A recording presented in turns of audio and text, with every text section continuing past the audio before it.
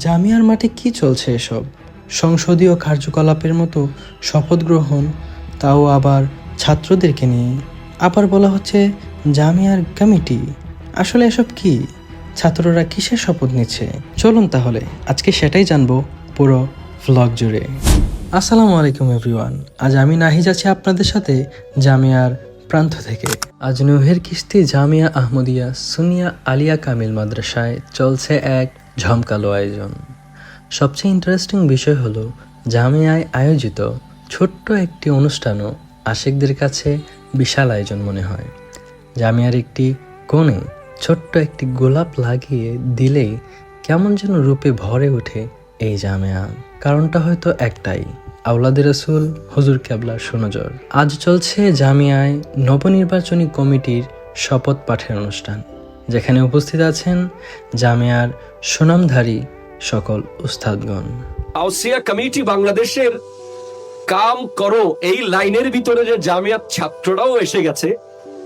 আমরা জানতাম যে আমরা আলেম উলামারা দিন কো বাঁচাও, ইসলাম কো বাঁচাও, সচ্চা আলেম তৈয়ার করো, ওই জায়গায় কাজ করো। কিন্তু কাম করোর ভিতরেও আমরাও এসে গেলাম। আজকে গাউসিয়া কমিটি বাংলাদেশ জামিয়া শাখার মাধ্যমে আমি তাদেরকে জিজ্ঞেস করেছি, তোমরা যে এই জিনিসটা করছো হুজুর কি অনুমতি দিয়েছেন? তখন তারা বলেছে পীর বাঙ্গাল হুজুর লিখিত দিয়েছেন। তখন শান্তি দিলে এমন ভাবে এসেছে, এখন থেকে গাউসিয়া কমিটি জামিয়া রক্ষা করবে। সকল গণ্যমান্য উস্তাদদের বক্তব্য শেষান্তে শুরু হলো শপথ গ্রহণ, এবং যাদেরকে কমিটিতে নির্বাচিত করা হয়েছে তাদেরকে বরণ করে নিলেন আমাদের সম্মানিত উস্তাদগণ। অতঃপর শুরু হলো কিয়াম এবং দোয়া।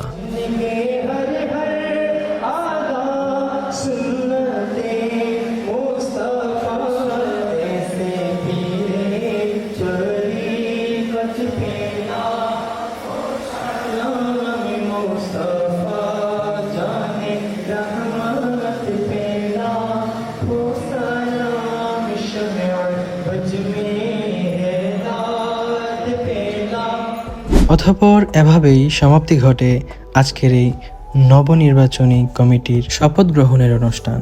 তাহলে ইনশাআল্লাহ দেখা হচ্ছে আগামী দিন আরও কোনো একটি ইন্টারেস্টিং ভিডিওতে। সে পর্যন্ত সাথেই থাকুন।